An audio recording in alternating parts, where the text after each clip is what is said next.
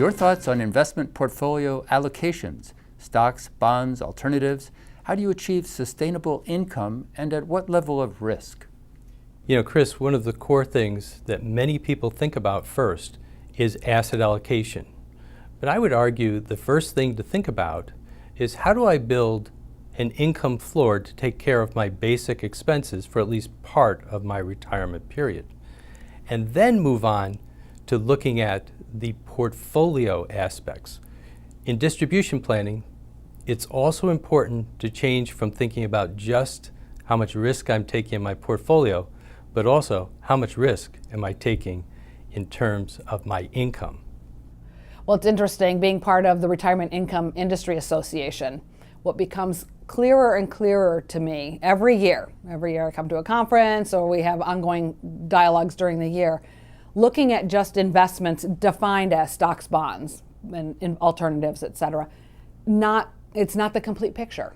So we need to move beyond stocks and bonds and get into anything of value that individuals have. From our standpoint, the sustainable income and having a well-balanced portfolio is really about the client. We tend to focus more on financial planning and trying to get to that answer, really getting to know the clients, understanding who they are as people, what they can and can't tolerate when it comes to risk. There's some different tools we use related to that. We do a lot of projection work on what does the future look like. Here's your budget today. Here's what it looks like in the future. So rather than allocations, I take a step back and start with what strategy are you going to use?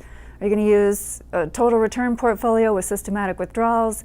We really like what's called asset liability driven investing or dedicated portfolio theory that typically involves traditional choices, index funds, individual bonds, CDs.